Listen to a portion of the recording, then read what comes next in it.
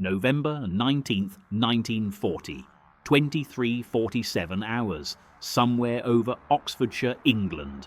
Unteroffizier Kaspar Sondermeister adjusted his throttles, keeping his Junkers Ju-88 steady at 16,500 feet as he approached the industrial heartland around Birmingham. The night was clear, visibility perfect for navigation by the radio beam that guided Kampfgeschwader 54 towards their target. Sondermeister had flown 17 combat missions over Britain since September. He understood the risks, the anti-aircraft fire, the occasional searchlight, but the British night fighters were a joke, Blenheims mostly, lumbering around in darkness, hoping to stumble across a bomber by sheer luck. His radio operator called out the beam intersection, confirming their position. 20 minutes to target. Sondermeister began his descent through the cloud layer, emerging at 15,000 feet into clear air. He never saw the British fighter. Below him, matching his speed perfectly, Flight Lieutenant John Cunningham of 604 Squadron positioned his Bristol Beaufighter in the bomber's blind spot. His radar operator, Sergeant C.F. Rawnsley, had guided them here using the new AI Mark IV radar, calling out ranges and bearings through the intercom. Steady, 300 meters, 250, steady. Cunningham pulled up slightly, closed to 180 meters and squeezed the trigger. 4 20mm Hispano cannons fired simultaneously from beneath his aircraft, projecting not a spray of bullets, but a concentrated wall of explosive shells. The Junkers Ju-88 exploded, not caught fire, not trailed smoke, exploded. The bomber broke apart in mid-air, flaming wreckage spiraling down to impact near Wittering at 00:35 hours. 2 crew members survived to be interrogated. They described seeing nothing, no warning, just sudden catastrophic destruction.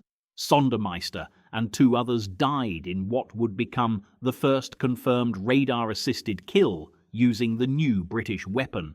What the Germans were discovering, engagement by engagement through winter nights over England, was that the RAF had solved night fighting, not through better pilots or braver crews, but through a combination of technology and firepower that made darkness irrelevant. The Bristol Beaufighter wouldn't just challenge German bombing doctrine, it would make night operations over Britain so costly that by spring 1941 the Luftwaffe would largely abandon them. The first Beaufighters entered RAF service in September 1940, delivered to 604 Squadron and 29 Squadron while the Battle of Britain still raged. German intelligence received reconnaissance photographs and agent reports of a new British heavy fighter, larger than anything currently operational. Luftwaffe technical analysts, studying what limited information reached them through November, filed assessments that seemed reasonable given what they could observe. The aircraft was enormous, with a wingspan of 17.63 meters and an empty weight approaching 6,800 kilograms. It was clearly heavy, clearly slow compared to single-engine fighters. What they failed to grasp was that those characteristics didn't matter. The Beaufighter wasn't designed to dogfight Messerschmitts. It was designed to carry AI radar, mount devastating armament, and kill bombers in darkness. But these facts remained abstract until German bomber crews actually encountered them in combat.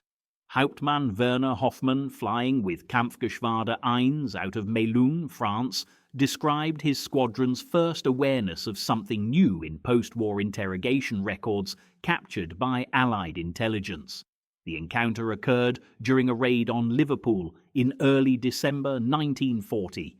Hoffmann had completed his bomb run and was turning for home at 18,000 feet when his dorsal gunner reported seeing tracers passing above them, machine gun fire from what appeared to be another bomber. Standard evasive maneuvers, Hoffmann thought. He banked hard right, descending. The tracers weren't the threat, they were the warning. What followed was something Hoffmann had never experienced. His Heinkel, he 111's port wing simply folded upward. No gradual fire, no progressive damage. The wing structure separated from the fuselage as if cut by a giant blade. The aircraft rolled inverted and entered an uncontrollable spin. Hoffman managed to bail out at 8,000 feet. His crew didn't. During debriefing at a British POW camp, he described the engagement lasting perhaps 3 seconds from first tracer to structural failure. The interrogating officer noted in his report that Hoffman seemed genuinely confused about what had hit him. The technical reasons became clear through intelligence analysis of crashed Beaufighters and German engineering examination of crashed sites where British aircraft had gone down after battle damage.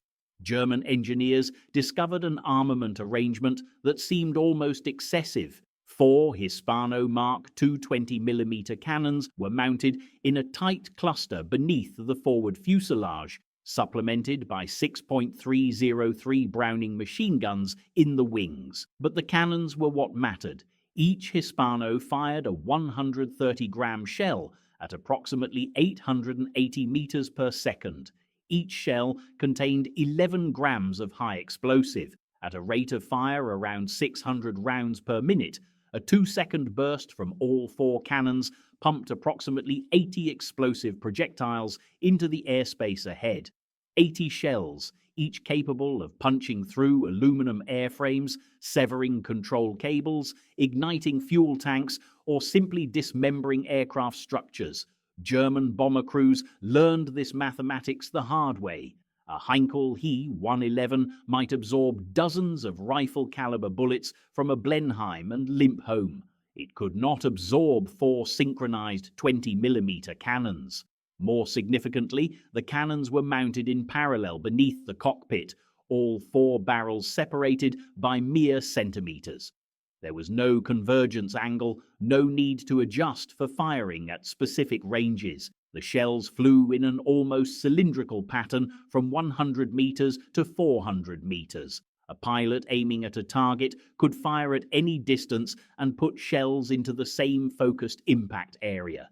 Compare this to wing-mounted guns that required convergence angles, where fire patterns intersected only at predetermined distances. The Beaufighter eliminated that problem entirely. Oberstleutnant Victor von Lossberg, commanding elements of Luftwaffe 3, circulated a tactical assessment in January 1941 based on accumulated combat reports and interrogation of aircrew who survived encounters with the new British fighter. The document, captured after the war and now held in captured German military archives, outlined the challenge precisely. The new British heavy fighter represents a significant threat to night operations. Aircraft attacked report no warning before cannon fire impacts. Defensive fire appears ineffective. Multiple aircraft report catastrophic structural failure from brief engagements. Standard evasive maneuvers provide no protection. The assessment continued with uncomfortable analysis. Previous British night fighters, primarily Blenheims, achieved roughly 2% interception rates during the summer and fall 1940 bombing campaigns. The new aircraft, reportedly designated Beaufighter by British forces, was changing those calculations. In November 1940, German bomber losses over England had totaled 14 aircraft. By December, losses climbed to 28. January 1941 saw 41 bombers fail to return. The increase wasn't explained by improved anti-aircraft defenses or weather conditions. It was explained by systematic interception that German crews couldn't see coming until weapons fire destroyed their aircraft. The defensive armament posed a particular problem. Beaufighters approaching from below and behind in the bomber's blind spot could fire without exposing themselves to return fire. German bomber crews flying Heinkel, He-11s, and Junkers Ju-80s carried dorsal gunners specifically to defend against rear attacks, but night fighting was intimate and sudden. The first indication that a Beaufighter was present was often the impact of cannon shells. Defensive gunners had no opportunity to return fire because they never saw the threat. The bomber's only warning was the brief flicker of muzzle flashes, and by then the aircraft was already dying. Hauptmann Ernst Baumgarten, who survived being shot down over Kent on January 12, 1941, described the experience in his interrogation report. He'd been flying as formation leader in a group of 6 He-11s returning from a raid on Portsmouth. The night was clear, visibility excellent. His aircraft was at 15,000 feet, maintaining steady course toward France. The attack came without warning. His port engine erupted in flames, the wing structure failed, and his aircraft began breaking apart. He gave the bailout order and jumped at 12,000 feet. 3 of his crew made it out. The others died when the fuselage broke in half. "I saw nothing until the impact," Baumgarten stated during questioning. "No searchlights, no tracer fire, no indication of an enemy fighter. The aircraft simply came apart. Whatever hit us had enormous destructive power. This wasn't machine gun fire. It was something far more lethal." The British interrogator noted that Baumgarten repeatedly used the word disintegration to describe his aircraft's destruction. Not fire, not damage, but complete structural failure happening in seconds. What made the Beaufighter truly devastating wasn't just firepower, but the radar that guided it to targets. The AI Mark IV radar system, while temperamental and limited by 1940 standards, revolutionized night interception. Ground controllers using chain-home radar stations could vector Beaufighters into general areas of bomber activity. Once within approximately 6 to 8 kilometers, the aircraft's airborne radar took over.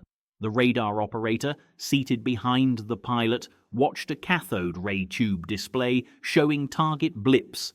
He issued instructions via intercom, guiding the pilot onto the target through pure instrument flying. At approximately 300 meters, the pilot typically gained visual contact, seeing the target as a darker shape against the night sky or silhouetted by moonlight. He maneuvered into firing position, aimed, and triggered a burst lasting perhaps 2 seconds. What happened next became horrifyingly consistent. The bomber didn't gradually lose control or catch fire slowly. It came apart. Between November 1940 and May 1941, Beaufighter squadrons claimed over 100 confirmed bomber kills. Each one represented an interception that previous night fighter systems would have missed entirely. German bomber losses over Britain began climbing steadily through early 1941. Crews started reporting encounters with twin-engine night fighters of unprecedented lethality. The psychological effect rippled through Luftwaffe bomber units. Flying through darkness, knowing that an invisible predator might be stalking you, that your first warning of its presence would be explosive shells tearing through your aircraft. It eroded morale profoundly. Some crews began requesting transfers to daylight operations, where at least they could see threats approaching. The technical assessment from German military intelligence, circulated in February 1941, analyzed captured fragments and reconnaissance photographs to build a profile of the Beaufighter. The analysis was thorough in measuring physical dimensions, but completely wrong about operational significance. The report noted the 17.63-meter wingspan, the 12.7-meter fuselage length, the estimated combat weight of 9,500 kilograms. Analysts concluded that an aircraft this heavy with this much drag couldn't possibly be maneuverable in combat. The flaw in that reasoning was assuming maneuverability mattered for the Beaufighter's mission. German assessments focused on turning radius, roll rate, and acceleration, metrics that mattered in daylight dogfighting between single-engine fighters. Nobody at the Intelligence Directorate apparently considered that an aircraft hunting bombers at night had entirely different requirements. A Beaufighter didn't need to outturn a Heinkel. It needed to carry radar, mount devastating cannons, achieve stable firing positions, and survive long enough to escape. At all those tasks, it excelled. The flawed assessment spread through bomber units as tactical briefings. Crews were told that if intercepted by a Beaufighter, they should attempt tight turns, as the heavy British fighter supposedly couldn't follow. Several Junkers Ju-88 crews tried exactly that during raids in February and March 1941. The advice proved lethal. The Beaufighter might not follow through a violent banking turn, but it didn't need to. The pilot simply waited for the bomber to complete its turn and stabilize, then fired into the predictable flight path. The few extra seconds the bomber spent maneuvering achieved nothing except making it an easier target when it finally straightened out. What German intelligence missed entirely was that the Beaufighter's size enabled capabilities smaller fighters couldn't match. The spacious fuselage accommodated the AI Mark IV radar system, a bulky apparatus weighing approximately 90 kilograms that required a dedicated operator. Smaller fighters couldn't carry this equipment. The robust wings, borrowed directly from the Bristol Beaufort torpedo bomber, provided structural strength far beyond typical fighter requirements. This meant the Beaufighter could dive at high speeds without risking structural failure, could absorb battle damage that would destroy lighter aircraft, and could carry weapons loads that made it essentially a flying artillery piece. By April 1941, German tactical reports showed patterns that were statistically undeniable. Bombers attacked by Beaufighters rarely survived. Multiple pilots reported being intercepted, firing all defensive armament, executing evasive maneuvers, and still dying because the British fighters' firepower was simply overwhelming. The kill-to-damage ratio was extraordinary. Whereas encounters with single-engine fighters might result in damage allowing aircraft to return to base, Beaufighter encounters typically ended with total loss. The night of May 19th to 20th, 1941, demonstrated both the Beaufighter's lethality and its impact on German operations. The Luftwaffe launched what would be its last major raid on London, dispatching over 500 bombers in a final attempt to break British morale. RAF night defences, now including multiple Beaufighter squadrons equipped with improved radar, rose to meet them. By dawn, 26 German bombers had been destroyed. 24 of those kills were credited to British night fighters, predominantly Beaufighters. Anti-aircraft fire accounted for only 2. The mathematics were brutal. A 5% loss rate in a single night, concentrated almost entirely from fighter interception, was unsustainable. Worse, German crews returning to base reported something that terrified commanders more than losses. They described systematic interception, Beaufighters appearing as if they knew exactly where bombers would be, attacking with precision that seemed impossible in darkness. The reality was that British ground control radar could now vector fighters onto bomber streams, that airborne radar allowed methodical stalking, and that concentrated cannon fire left no room for survival. General Feldmarschall Albert Kesselring, commanding Luftflotte 2, received operational summaries throughout May 1941 that painted an unsustainable picture. Bomber loss rates had climbed from 2% in November 1940 to over 5% by May 1941. But more importantly, these weren't losses distributed randomly across hundreds of sorties. They were concentrated in the final approach to targets during the most critical phase of operations, inflicted by an opponent who could see in darkness and destroy aircraft in single firing passes. The decision to largely abandon strategic night bombing of Britain in late May 1941 wasn't purely about the upcoming invasion of the Soviet Union. It was also acknowledgement that the costs had become prohibitive. German bomber strength was finite.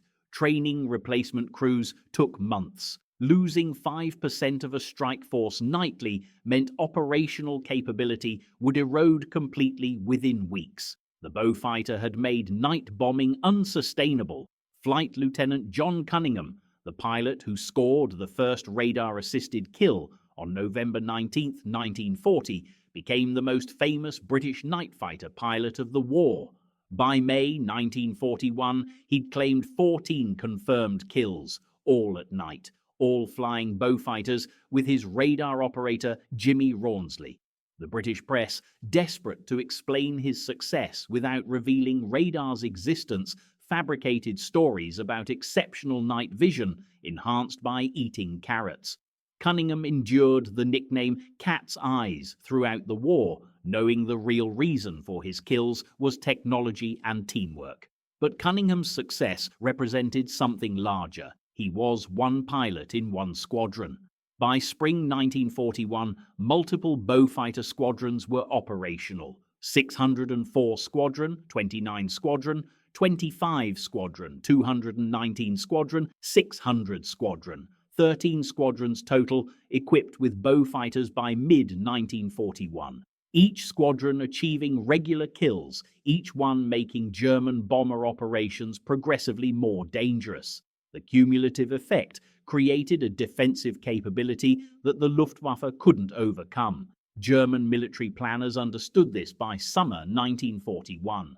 Captured planning documents from Luftwaffe headquarters show frank assessments that night bombing Britain had become operationally ineffective. Losses exceeded sustainable rates. Crews exhibited declining morale. Most critically, the British defensive system was improving faster than German tactics could adapt. The documents recommended redirecting bomber strength towards the Eastern Front, where Soviet night defenses were virtually non-existent.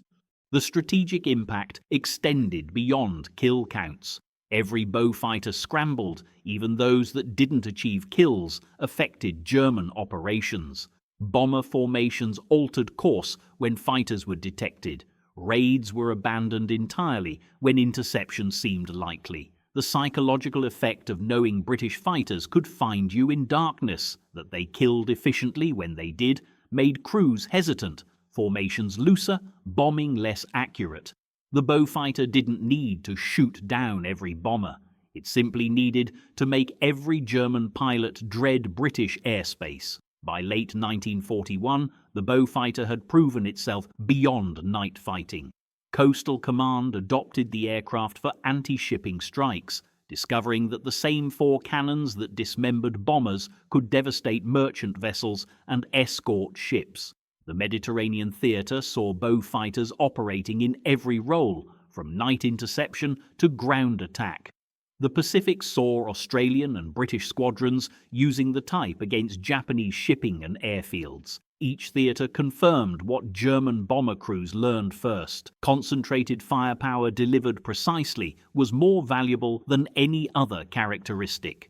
The final statistics told a story of German tactical skill crushed by British technical innovation. Beaufighter squadrons flew operationally from September 1940 through August 1945. Total production reached approximately 5,900 aircraft across all variants. Confirmed kills exceeded 5,700 enemy aircraft, most of them bombers destroyed at night. In anti-shipping roles, Beaufighters sank or damaged over 600 vessels, totaling more than 1 million tons. The cost was substantial. Over 800 Beaufighters lost to combat operations, roughly 2,000 crew killed or captured, but the exchange ratio remained overwhelmingly favorable. For German bomber crews who survived the war, the Beaufighter represented a turning point. Hauptmann Ernst Baumgarten, shot down in January 1941, stated in post-war interviews that his shoot-down convinced him the war was unwinnable. If the British could find us in darkness and destroy us so efficiently, then nowhere was safe. Not at night, not at altitude, not in cloud. They had solved a fundamental problem of aerial warfare, and we had no answer. His assessment proved prophetic. By May 1941, large-scale night bombing of Britain had effectively ended, not because Germany lacked bombers, but because British defences made operations too costly. The irony was complete. German intelligence had dismissed the Beaufighter as heavy and slow, characteristics that seemed like weaknesses. They were simply characteristics of an aircraft optimized for a specific mission. The Beaufighter carried radar that smaller fighters couldn't accommodate. It mounted cannons that created firepower no other aircraft could match. It possessed structural strength that allowed tactics lighter aircraft couldn't attempt, and it delivered all this capability to targets German bombers couldn't see coming until explosive shells ended their missions. Unteroffizier Kaspar Sondermeister, the Ju-88 pilot killed on November 19, 1940, became the first documented victim of radar-assisted aerial interception.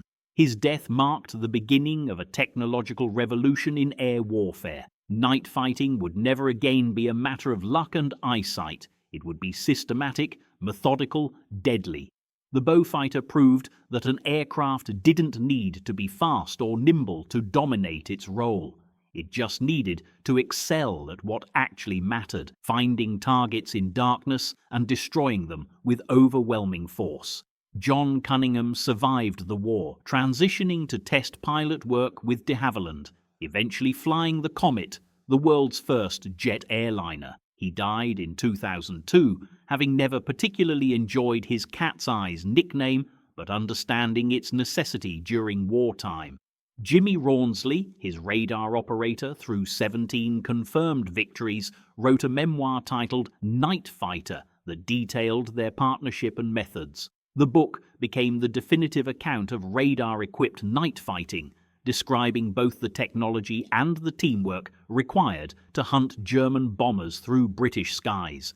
Perhaps the most telling vindication came from post-war interviews with surviving Luftwaffe pilots. Hermann Graf, a German fighter ace with over 200 victories, stated in a 1948 interview that the Beaufighter was among the most feared Allied aircraft from a bomber crew's perspective, specifically because its attacks were so brief and decisive. Pilots might survive being shot up by fighters that made multiple passes, he noted, but Beaufighter attacks allowed no such opportunity. The aircraft was there, it fired, you were dying, all within seconds. The Germans had called it heavy and slow, as though those were weaknesses.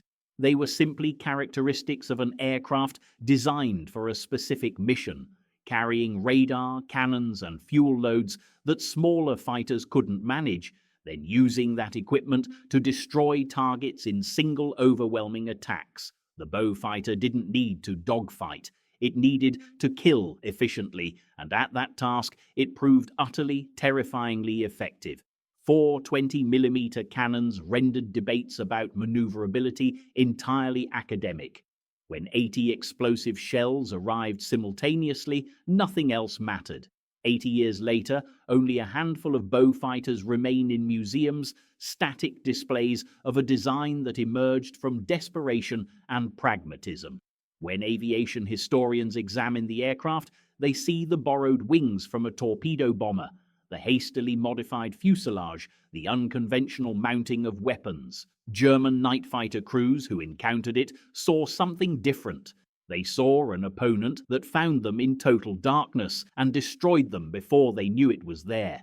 They saw the aircraft that made British night skies so dangerous that by spring 1941, the Luftwaffe largely abandoned night operations over England. They saw the weapon that proved sometimes in war, overwhelming firepower matters more than elegance.